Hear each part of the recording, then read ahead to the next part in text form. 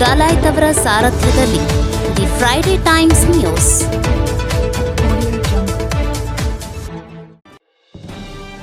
ಭಾವೈಕ್ಯತೆಯ ದಿನಾಚರಣೆ, ಉಭಯ ಶ್ರೀಮಠಗಳ ನಡುವೆ ಸಂಘರ್ಷ. ದಿಂಗಾಲೇಶ್ವರ ಹೇಳಿಕೆ, ಡಾಕ್ಟರ್ ಸಿದ್ದರಾಮ ಶ್ರೀಗಳ ಪ್ರತಿಕ್ರಿಯೆ. ಇತ್ತೀಚೆಗೆ ಶಿರಹಟ್ಟಿ ಬಾಲೆಹೊಸೂರು ಫಕೀರ ದಿಂಗಾಲೇಶ್ವರ ಶ್ರೀಗಳು ಗದುಗಿನ ತೋಂಟದಾರ್ಯ ಶ್ರೀಮಠವು ಭಾವೈಕ್ಯತೆ ಮಠ ಅಲ್ಲ, ಲಿಂಗೈಕ್ಯ ಸಿದ್ದಲಿಂಗ ಶ್ರೀಗಳ ಜಯಂತಿಯನ್ನ ಭಾವೈಕ್ಯತೆ ದಿನವನ್ನಾಗಿ ಆಚರಿಸುವುದಕ್ಕೆ ಆಕ್ಷೇಪವಿದೆ ಎಂಬ ಹೇಳಿಕೆಗೆ ತೋಂಟದಾರ್ಯ ಮಠದ ಪೂಜ್ಯ ಶ್ರೀ ಸಿದ್ದರಾಮ ಶ್ರೀಗಳು ಪ್ರತಿಕ್ರಿಯೆ ನೀಡಿ, ಭಾವೈಕ್ಯತೆ ಹರಿಕಾರ ಎನ್ನುವುದು ಏಕವ್ಯಕ್ತಿಗೆ ಮೀಸಲು ಅಲ್ಲ, ತೋಂಟದಾರ್ಯ ಮಠ ಸಾರ್ವಜನಾಂಗದ ಶಾಂತಿಯ ತೋಟವಾಗಿದೆ ಎಂದು ಹೇಳಿದರು. ಗದುಗಿನ ತೋಂಟದಾರ್ಯ ಜಾತ್ರೆಯ ಕಮಿಟಿಗೆ ಮುಸ್ಲಿಂ ವ್ಯಕ್ತಿಯನ್ನ ಅಧ್ಯಕ್ಷರನ್ನಾಗಿ ಮಾಡಿದ್ದೇವೆ. ಮಸೀದಿಗಳಿಗೆ ಮಠದ ಜಾಗ ಬಿಟ್ಟುಕೊಟ್ಟಿದ್ದೇವೆ. ಲಿಂಗೈಕ್ಯ ಸಿದ್ದಲಿಂಗ ಶ್ರೀಗಳು ಎಲ್ಲಾ ಸಮುದಾಯಗಳ ಜೊತೆಗೆ ಭಾವೈಕ್ಯತೆಯಿಂದ ಇದ್ದರು. ಶ್ರೀಮಠದಲ್ಲಿ ಅಲ್ಲ, ನನ್ನ ಮಸೀದಿಯಲ್ಲಿ ಸಿದ್ದಲಿಂಗನನ್ನ ಕಾಣಬೇಕೆಂದು ಶ್ರೀಗಳು ಹೇಳಿದ್ದರು. ಇನ್ನೊಬ್ಬರನ್ನ ಟೀಕೆ ಮಾಡಬಾರದು, ನಮ್ಮ ಕೆಲಸ ನಾವು ಮಾಡಿಕೊಂಡು ಹೋಗಬೇಕು.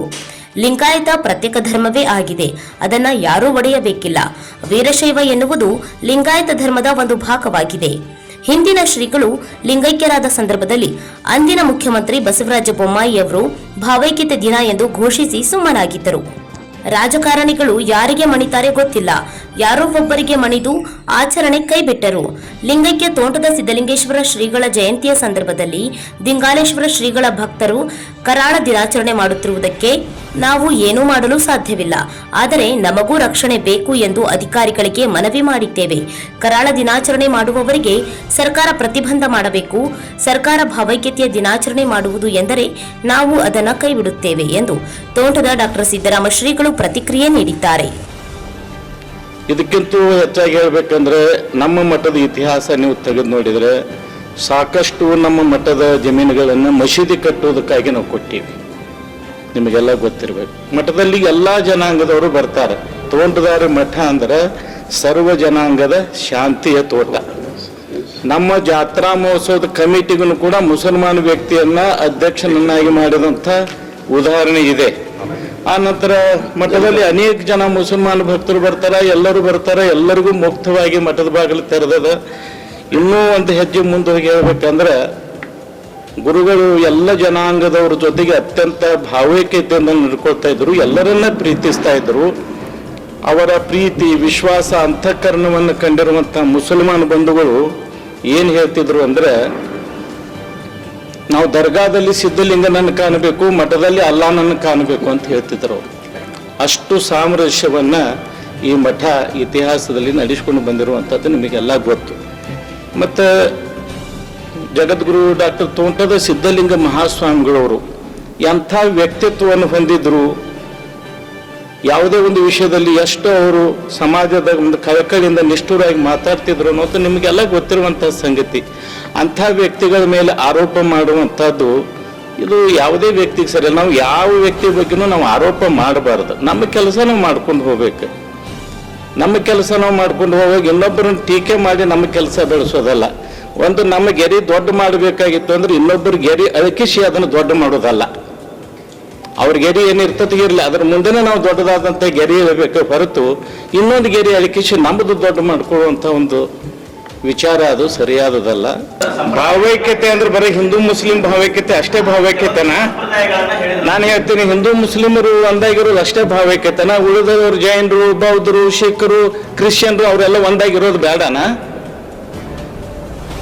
ನೀವೆಲ್ಲ ಕೇಳಬೇಕಾಗಿತ್ತಲ್ಲ ಪ್ರಶ್ನೆ ಇದನ್ನ. ಭಾವೈಕ್ಯತೆ ಅಂದ್ರೆ ಏನರ್ಥ? ನೂರಾರು ಜಾತಿ, ನೂರಾರು ಧರ್ಮ, ನಾವೆಲ್ಲರೂ ಕೂಡಿ ಬಾಳೋದೇ ಭಾವೈಕ್ಯತೆ. ಬರೀ ಹಿಂದೂ ಮುಸ್ಲಿಂ ಭಾವೈಕ್ಯತೆ ಅಷ್ಟೇ ಭಾವೈಕ್ಯತೆ ಅಲ್ಲ. ಈಗ ಅವ್ರು ಮಾಡ್ಬೇಕನ್ನೋ ನಾವು ಏನೂ ಮಾಡೋಕ್ಕಾಗಲ್ಲ. ಆದರೂ ಕೂಡ ನಾವು ಇಲ್ಲಿ ಸರ್ಕಾರಿ ಅಧಿಕಾರಿಗಳಿಗೆ ನಾವು ಪ್ರಶ್ನೆ ಕೇಳಿದ್ವಿ. ಭಾವೈಕ್ಯತೆ ಅನ್ನುವಂಥದ್ದು ಯಾವುದೇ ಒಬ್ಬ ವ್ಯಕ್ತಿಗೆ, ಯಾವುದೇ ಒಂದು ಮಟ್ಟಕ್ಕೆ ಸೀಮಿತವಾಗಿರುವಂಥದ್ದು, ಅದು ಎಲ್ಲರಿಗೂ ಸೀಮಿತವಾಗಿರುವಂಥದ್ದು. ಆ ರೀತಿಯಲ್ಲಿ ನಮ್ಮ ಗುರುಗಳು ಅವರು ಭಾವೈಕ್ಯತೆಗಾಗಿ ನಿರಂತರವಾಗಿ ಎಲ್ಲ ಧರ್ಮದವ್ರ ಜೊತೆಗೂ ಜೈನ ಧರ್ಮದ ಬಗ್ಗೆ ಎಷ್ಟು ಅದ್ಭುತವಾಗಿ ಮಾತಾಡ್ತಿದ್ರು ಅಂದ್ರೆ ಜೈನ ಮುನಿಗಳೇ ಅಷ್ಟು ಚೆನ್ನಾಗಿ ಮಾತಾಡ್ತಿರ್ಲಿಲ್ಲ. ಅಷ್ಟು ಸೌಹಾರ್ದತೆಯಿಂದ ಎಲ್ಲ ಧರ್ಮಗಳನ್ನು ಕಂಡಿರುವಂಥವ್ರು. ಹಾಗಾಗಿ ಅವರು ಜನ್ಮದಿನವನ್ನು ಭಾವೈಕ್ಯತೆ ದಿನವನ್ನಾಗಿ ನಾವು ಆಚರಣೆ ಮಾಡಿದ್ರೆ ಏನಾದ್ರೂ ದೊಡ್ಡ ತಪ್ಪೈತಿ? ಮತ್ತು ಕರಾಳ ದಿನ ಮಾಡ್ತೀವಿ ಅಂದ್ರೆ ನಾವೇನು ಮಾಡೋಕ್ಕಾಗ್ತೈತಿ? ನಾವು ಭಾವೈಕ್ಯತೆ ದಿನವನ್ನು ಆಚರಣೆ ಮಾಡ್ತೀವಿ, ನಮಗೆ ಸುರಕ್ಷತೆಯನ್ನು ಕೊಡಬೇಕು. ನಾವು ಮಾಡೋದು ಸರ್ಕಾರದವ್ರು ಏನಾದರೂ ಕಾನೂನು ರೀತಿಯೊಳಗೆ ನೀವು ಭಾವೈಕ್ಯತೆ ದಿನ ಆಚರಣೆ ಮಾಡೋದು ತಪ್ಪು ಅಂತ ಹೇಳಿದ್ರೆ ನಾವು ಬಿಟ್ಬಿಡ್ತೀವಿ. ಸರ್ಕಾರ ಹೇಳ್ಬೇಕು ನೀವು ಕಾನೂನು ರೀತಿಯಲ್ಲಿ ನೀವು ಮಾಡೋದು ತಪ್ಪು ಅಂತ.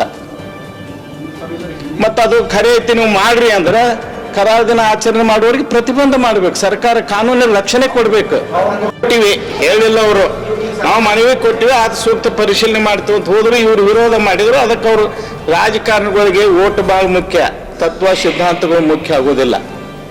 ಬೇಡ ಎಲ್ಲಿ ಉಸಾಬರಿ ಮುಂದೆ ಇಲೆಕ್ಷನ್ ಬಂದೈತೆ ವರ್ಷದ ನಮ್ಗೆ ಯಾಕೆ ಬೇಕು ಉಸಾಬರಿ ಅಂತ ಬಿಟ್ರು. ಅವರು ಬಿಡ್ಲಿ, ಏನಾಗೋದೈತೆ ಅದರಿಂದ?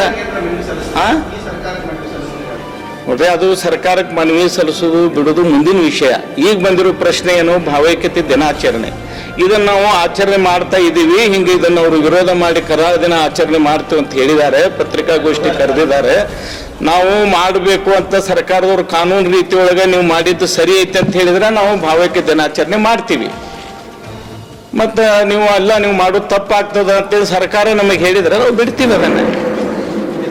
ಮತ್ತು ನೀವು ಮಾಡೋದು ಸರಿ ಐತಿ ಮಾಡ್ರಿ ಅಂದ್ರೆ ಕರಾಳ ದಿನ ಆಚರಣೆ ಮಾಡೋದಕ್ಕೆ ಪ್ರತಿಬಂಧ ಮಾಡ್ಬೇಕು. ಅವರು ಘರ್ಷಣೆ ಮಾಡೋದಕ್ಕೆ ಅವಕಾಶ ಕೊಡಬಾರ್ದು. ಕಾನೂನು ಪ್ರಕ್ರಿಯೆ ಏನೈತೆ ಅದನ್ನ ನಡೆಸಬೇಕು ಸರ್ಕಾರದವ್ರು. ಏನು ಅವ್ರನ್ನ ಕೇಳ್ಬೇಕು ನೀವು. ಏನು ಅವ್ರ ಮನಸ್ಸಿನಾಗಿರೋದನ್ನ ನಾವು ಹೆಂಗೆ ಹೇಳಕ್ಕಾಗ್ತೈತೆ? ಅವ್ರು ಬಹಳ ದೊಡ್ಡವರು, ಬಹಳ ತಿಳ್ಕೊಂಡವ್ರು. ಅವರು ನಮ್ಮ ಬೊಮ್ಮಾಯಿಯವರು 6 ಕೋಟಿ ಕನ್ನಡಿಗರ ಪ್ರತಿನಿಧಿ ಆಗಿದ್ರು, ಮುಖ್ಯಮಂತ್ರಿ. ಗೊತ್ತಾ? ಆಗಿದ್ರಲ್ಲ ಅವರು. ಯಾರ ಪ್ರತಿನಿಧಿ ಅವರು? 6 ಕೋಟಿ ಕನ್ನಡಿಗರ ಪ್ರತಿನಿಧಿ. ಅವರೇ ಹೇಳಿದ್ರು, ದಿಂಗಾಲೇಶ್ವರ ಸ್ವಾಮಿಗಳು ಬಹಳ ದೊಡ್ಡವರು, ಅವರಷ್ಟು ಜ್ಞಾನ ನಮಗಿಲ್ಲ, ಅವ್ರು ಹೇಳಿದಂಗೆ ಕೇಳ್ತೀವಿ ಅಂತ ಹೇಳಿದ್ರು. ಮುಗಿದು ಹೋಯ್ತು. ಮತ್ತು ಅವ್ರ ಬಗ್ಗೆ ಅಷ್ಟು ತಿಳಿದವ್ರ ಬಗ್ಗೆ ನಾವು ಮಾತಾಡುವಂಥದ್ದು ಏನೈತಿ? ಭಾವೈಕ್ಯತೆ ಮಾಡಬಾರ್ದು ಅಂತ ಮಾಡೋರಿಗೆ ಮಾಡೋದಕ್ಕೆ ಪ್ರೋತ್ಸಾಹ ಕೊಡ್ಬೇಕು, ಮಾಡೋದಕ್ಕೆ ತಡೆ ಮಾಡಬಾರ್ದು ಅಂತ ಹೇಳುದು. ನಾವು ದಿಂಗಾಲೇಶ್ವರ ಸ್ವಾಮಿ ಮಾಡ್ತಾ ಇದ್ದಾರೆ ಅಂತ ಹೇಳ್ತಾ ಇಲ್ಲ. ನಾವು ನಮ್ಮ ಕಾರ್ಯಗಳನ್ನು ನಾವು ಮಾಡ್ಕೊಂಡು ಹೋಗ್ಬೇಕಷ್ಟ ಅಂತ ಹೇಳ್ತೀವಿ ಹೊರತು ಬೇರೆಯವ್ರ ಕಾರ್ಯದ ಬಗ್ಗೆ ನಾವು ಯೋಚನೆನೇ ಮಾಡೋದಿಲ್ಲ. ಬೇರೆಯವ್ರು ಮಾಡೋದಕ್ಕೂ ನಾವು ಬ್ಯಾಡ ಅನ್ನಂಗಿಲ್ಲ. ಅವರು ಭಾವೈಕ್ಯತೆ ದಿನಾಚರಣೆ ಮಾಡಿ, ಇಡೀ ದೇಶದ ಜನ ಎಲ್ಲ ಭಾವೈಕ್ಯತೆ ದಿನಾಚರಣೆ ಮಾಡಬೇಕು. ಯಾಕಂದ್ರೆ ಈ ದೇಶದೊಳಗೆ ಸೌಹಾರ್ದತೆ, ಶಾಂತಿ ಬಹಳ ಮುಖ್ಯ. ಅದನ್ನ ಮಾಡೋದಕ್ಕೆ ನಾವು ಹೇಳ್ತೀವಿ. ಏನು ನಾವು ಮಾಡಿದ್ರೆ ತಪ್ಪು ಅನ್ನೋದಿದ್ರೆ ಸರ್ಕಾರ ಹೇಳಿ, ನೀವು ಮಾಡೋದು ತಪ್ಪು ಆಗ್ತದ್ರಿ, ಮಾಡಬಾರ್ದು, ಅದು ಅವ್ರಿಗೆ ಮೀಸಲಾಗಿರುವಂಥದ್ದು ಅಂತ ಹೇಳಿದ್ರೆ ಬಿಟ್ಟು ಬಿಡ್ತೀವಿ. ಅವರ ಗುರುಗಳೇ ಈ ಭಾವೈಕ್ಯತೆ ದಿನಾಚರಣೆಯನ್ನ ಉದ್ಘಾಟನೆ ಮಾಡಿದ ಒಂದು ಫೋಟೋ ಇದೆ. The Friday times news, Gadag.